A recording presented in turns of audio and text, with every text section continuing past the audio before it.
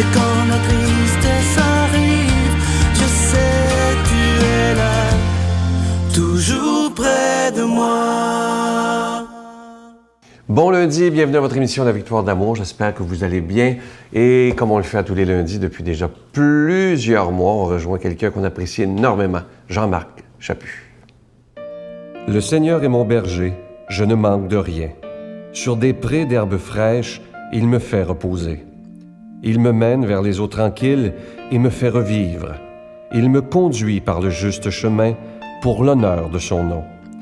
Si je traverse les ravins de la mort, je ne crains aucun mal, car tu es avec moi. Ton bâton me guide et me rassure. Tu prépares la table pour moi devant mes ennemis. Tu répands le parfum sur ma tête et ma coupe est débordante. Grâce et bonheur m'accompagnent tous les jours de ma vie. J'habiterai la maison du Seigneur pour la durée de mes jours.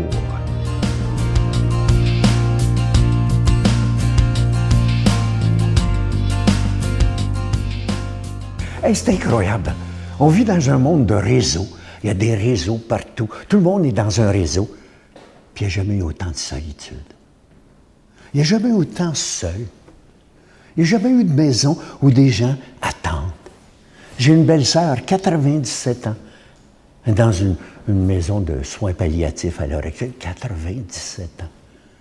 Et l'autre fois, en la quittant, maman, ma femme, lui a demandé, « Mais ma tante, est-ce que tu as mal quelque part? Il y a quelque chose qui te fait mal? » Elle dit, « Non, j'ai pas mal nulle part. »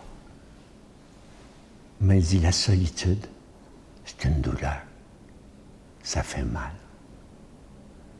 Puis j'ai réalisé tout à coup qu'on laisse les gens seuls.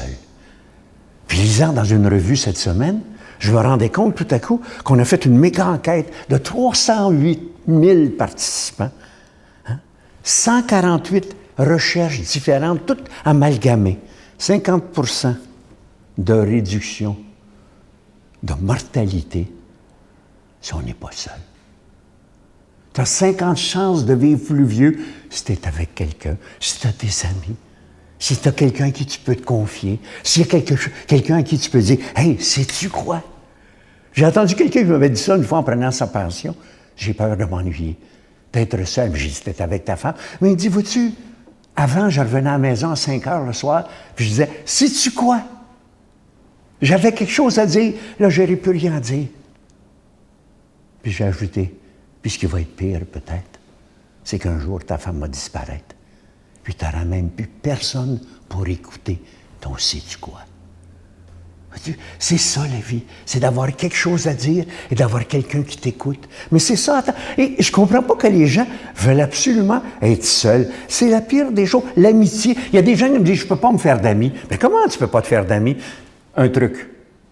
Va régulièrement toujours à la même place. Va régulièrement toujours t'asseoir dans un petit dépanneur. Jaser avec le monsieur. Il y a des gens qui vont te voir tous les soirs, là, tous les jours. Puis tranquillement, tu vas te faire des amis. Ils vont dire « Ah, salut, hey, je te connais, toi. On va te rencontrer. » C'est ça. Il est peut-être temps que tu cesses d'être seul. Essaye aujourd'hui. Va voir quelqu'un. Notre Père qui es aux cieux, que ton nom soit sanctifié, que ton règne vienne, que ta volonté soit faite sur la terre comme au ciel. Donne-nous aujourd'hui notre pain de ce jour.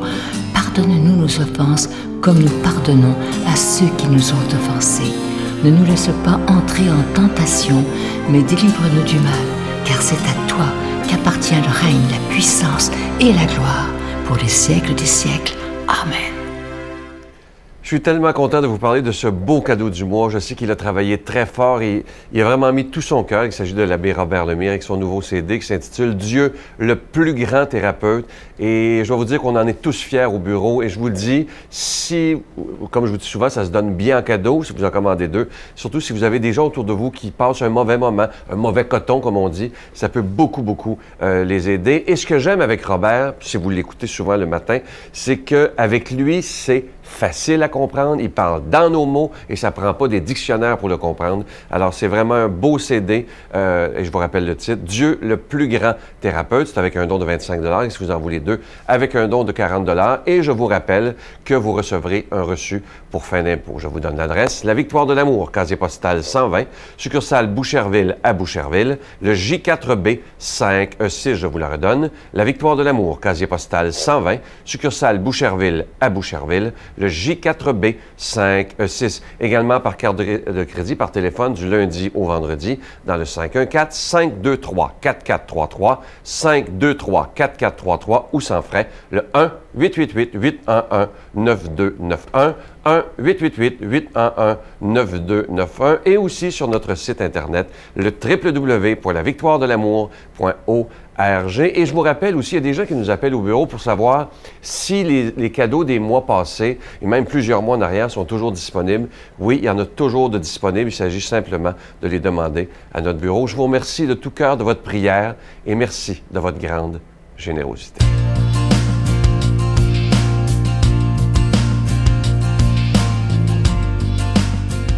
Mon Dieu, donnez-moi la sérénité d'accepter les choses que je ne peux changer, le courage de changer les choses que je peux et la sagesse d'en connaître la différence. Amen. Aujourd'hui, pour la proclamation de la parole de Dieu, on rejoint notre ami Luc Faneuf.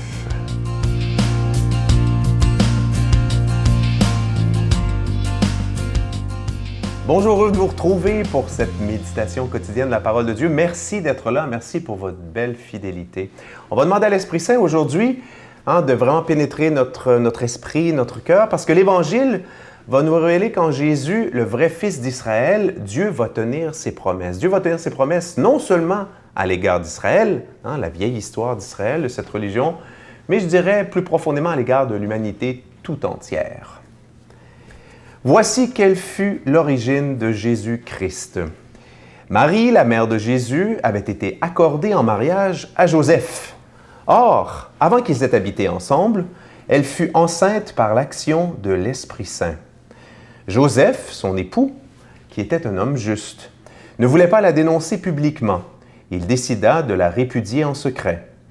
Il avait formé ce projet lorsque l'ange du Seigneur lui apparut en songe et lui dit « Joseph, fils de David, ne crains pas de prendre chez toi Marie, ton épouse.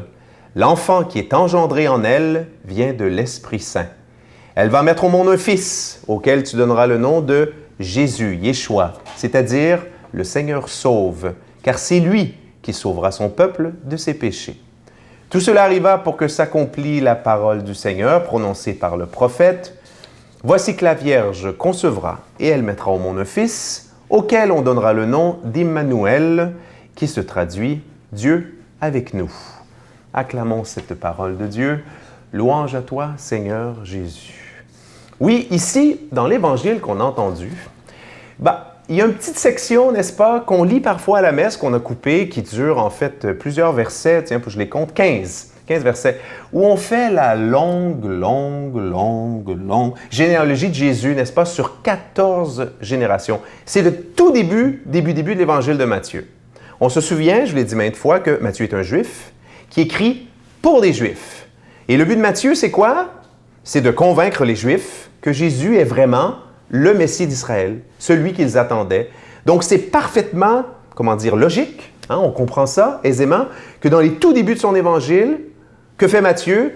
J'allais dire, il montre les lettres de créance de Jésus. Il fait remonter Jésus historiquement, n'est-ce pas, jusqu'au roi David, pour montrer, voilà, que Jésus est de la promesse de la dynastie de David. Mais ça, on ne l'a pas lu. On ne l'a pas lu parce que c'est vraiment long et vraiment un peu rasoir, un peu plate.